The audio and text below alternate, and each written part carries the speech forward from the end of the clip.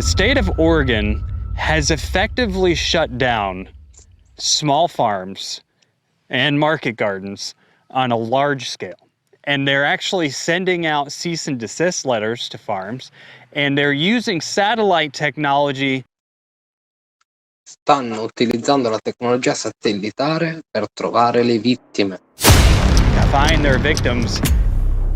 This is actually a war on small farms.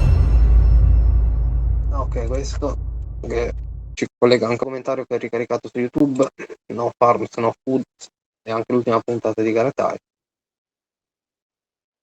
La guerra all'agricoltura, carestia progettata, l'Oregon inizia a chiudere le piccole fattorie per proteggere la gente. I piccoli agricoltori sono sotto attacco nello stato dell'Oregon, che ha iniziato a chiudere in massa le aziende agricole a conduzione familiare. Guardate, non fa una piega. In tutto lo Stato con il pretesto di conservazione delle acque e protezione delle falde acquifere, non fa una piega. 30x30, solo il punto iniziale. Il progetto 30x30.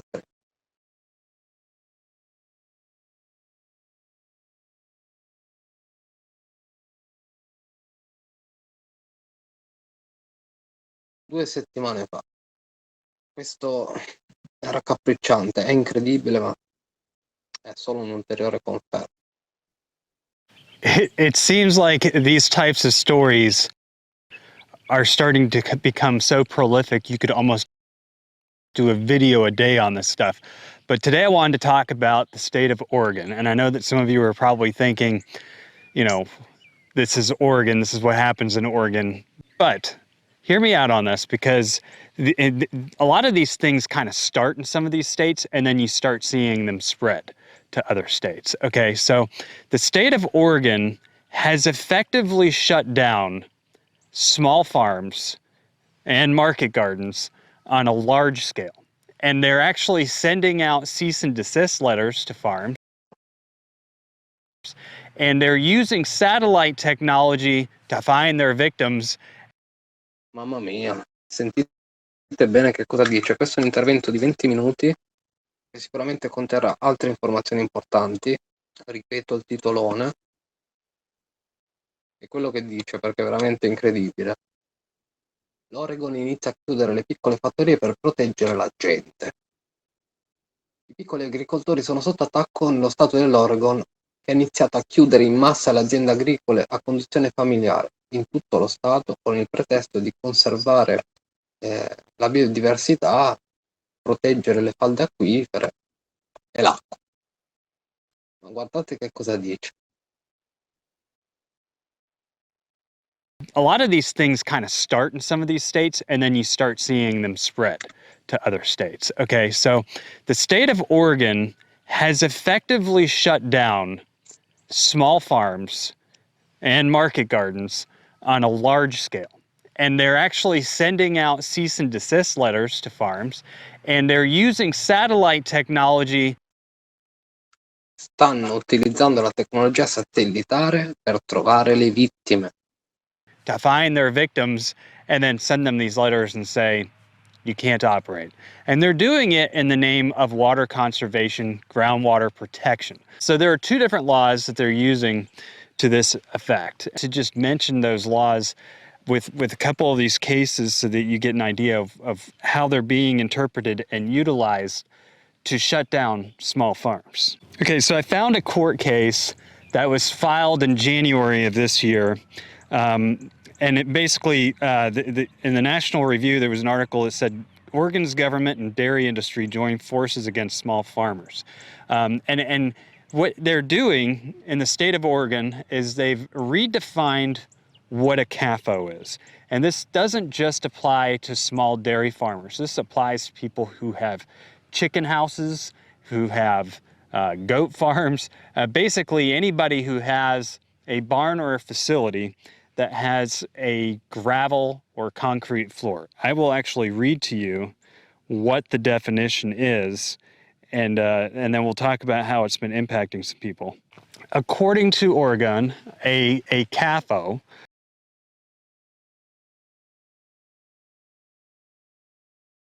or a confined animal feeding operation, CAFO.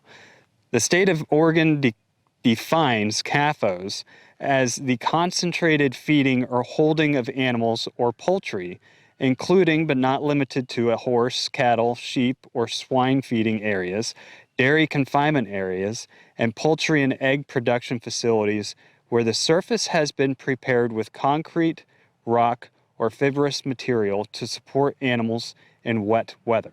That is what they define as a CAFO.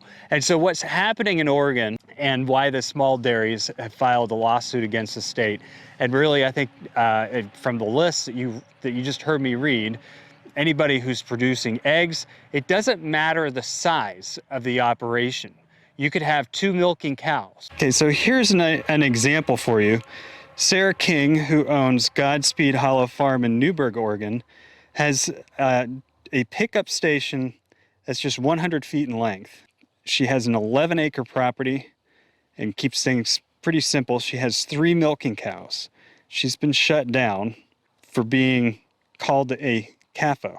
But because she has that milking stand, the state of Oregon said, you are a CAFO, and because you are considered a CAFO, we require you to put in this infrastructure improvement, which would cost her $100,000 you could never do with a couple cows.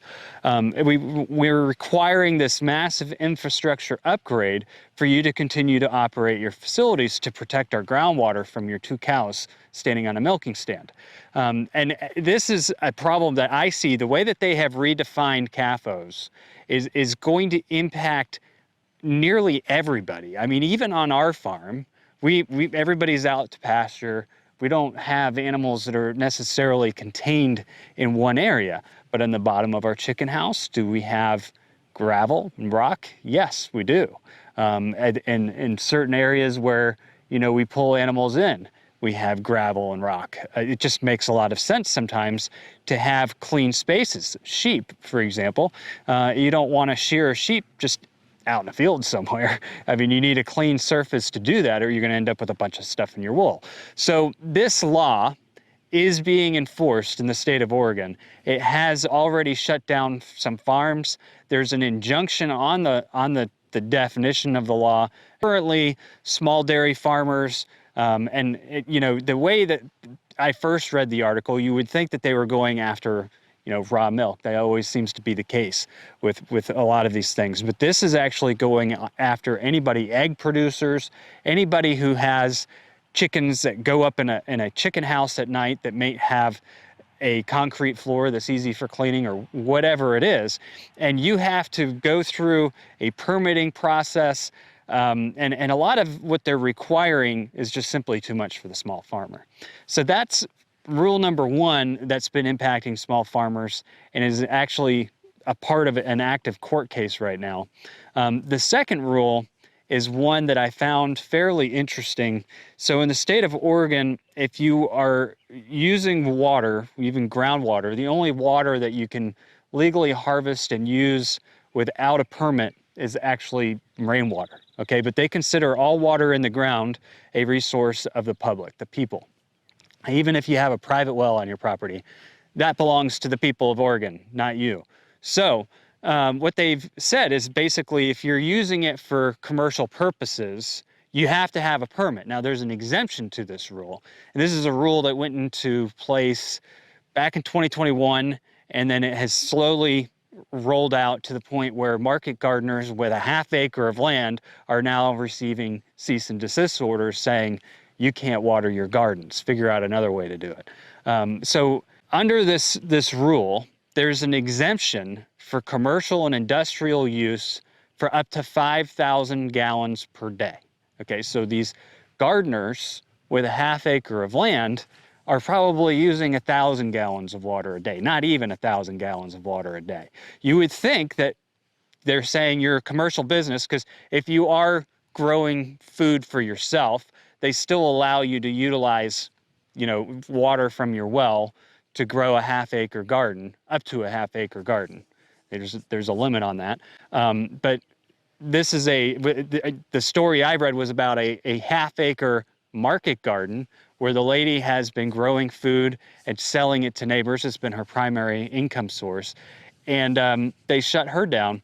Christina Del Campo has just over a half acre. She grows blueberries, local vegetables, things like that. Her farm is called Oak Song Farm near Eugene. She's operated there for 7 years, and she recently received a letter from the regional office of the Oregon Water Resources Department. It was a notification that the farm couldn't irrigate its commercial crops without a water right. According to Mike McCord, the Northwest Region Manager, water is a finite resource. The system of appropriation has been in place since 1909 in Oregon. It allows us to better manage the resource by having a permitting system. So this exemption for 5,000 gallons a day, which is for commercial, one-time or single operation, commercial and industrial use. So if you had multiple locations, you couldn't use the exemption multiple times, right?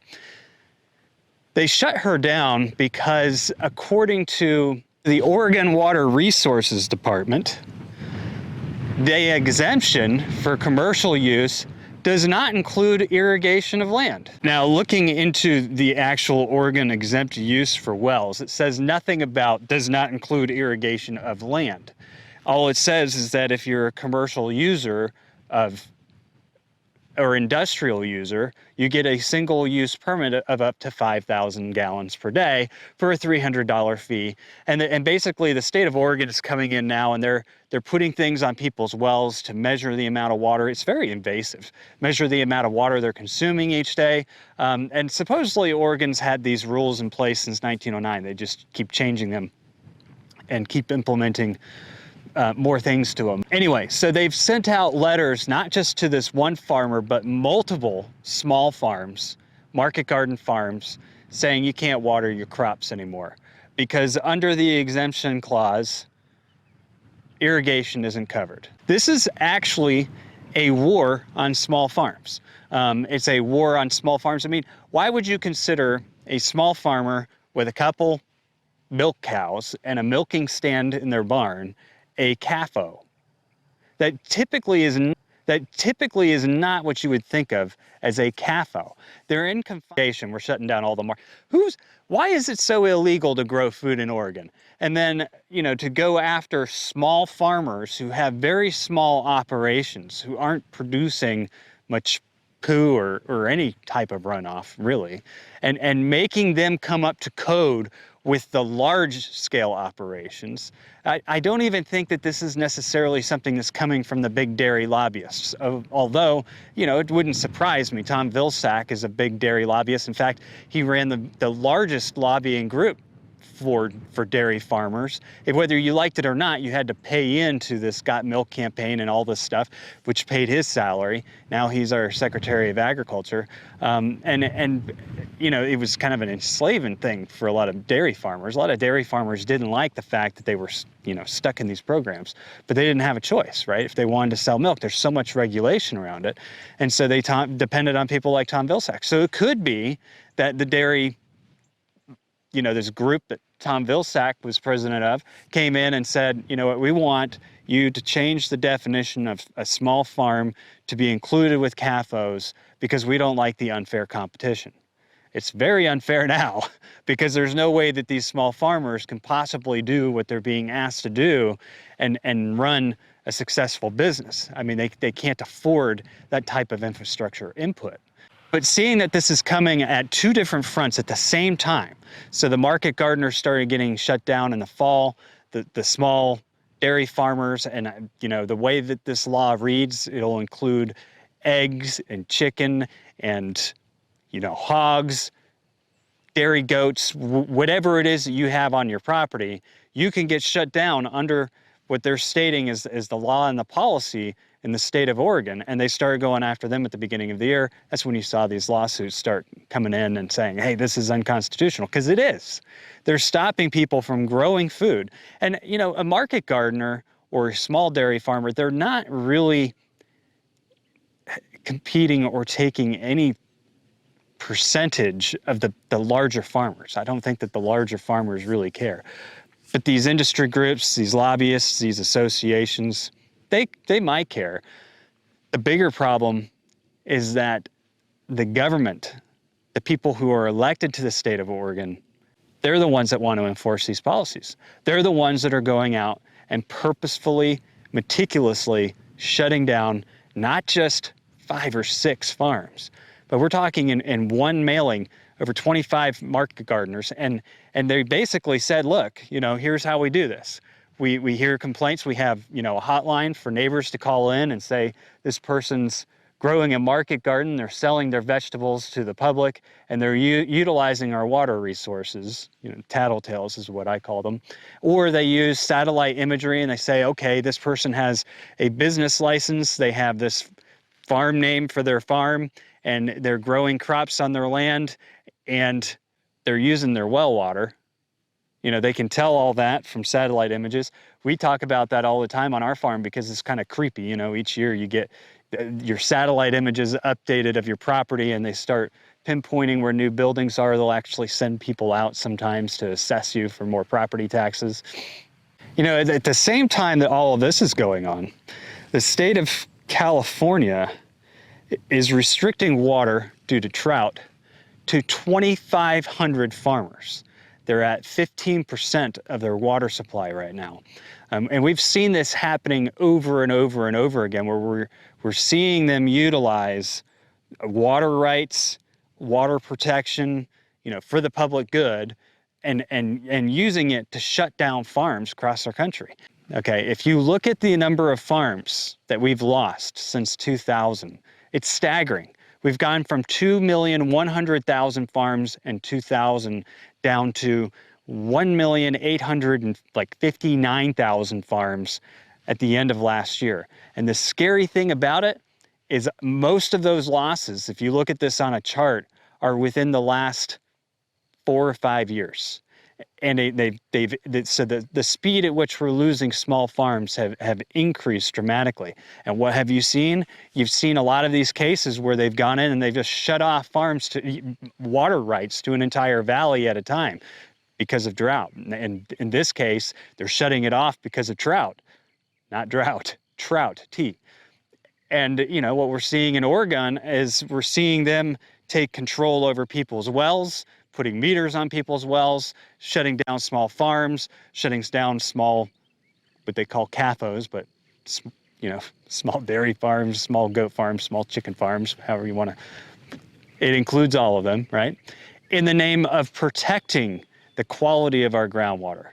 Now, I'm somebody who's all for, protecting groundwater. I think that we cause a lot of environmental degradation.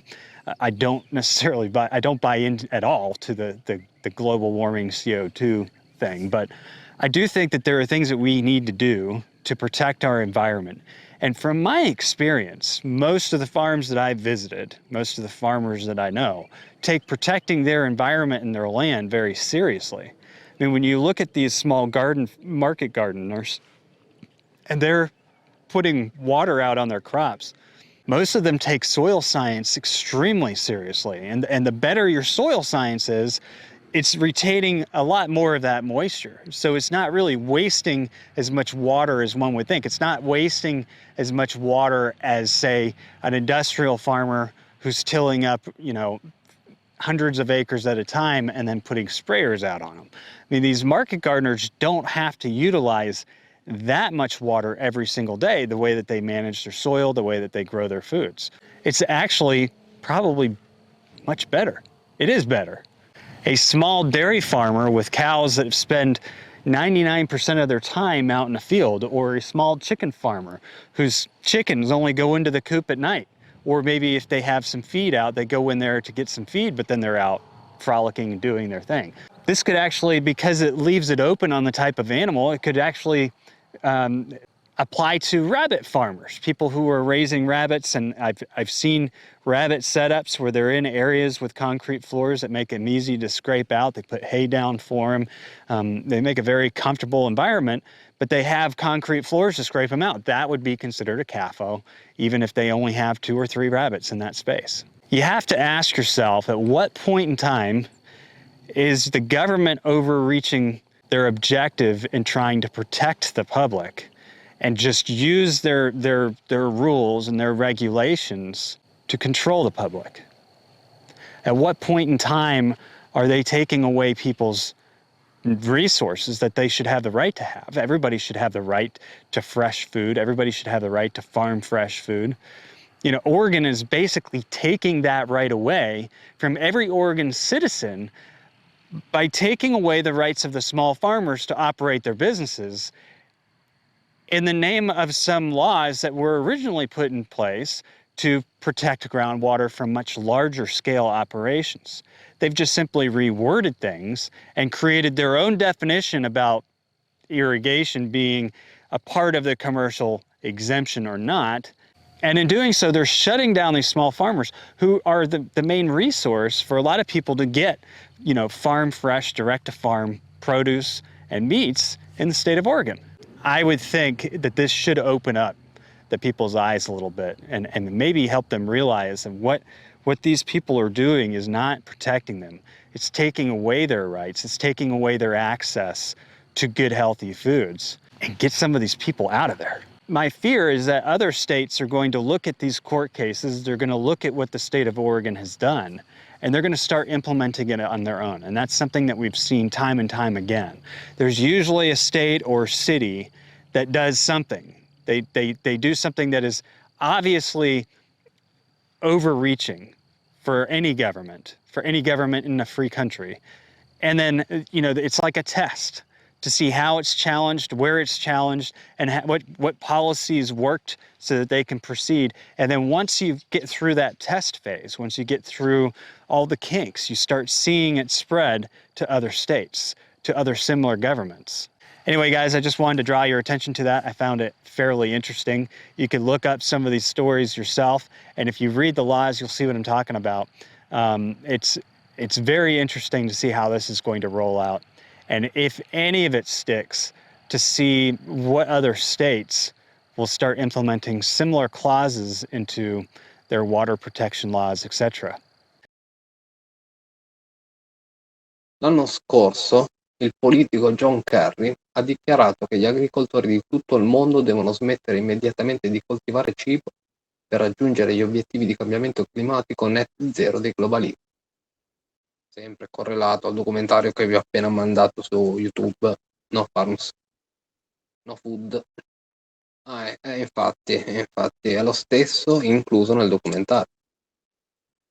Vi ricordate, no? Questa faccia.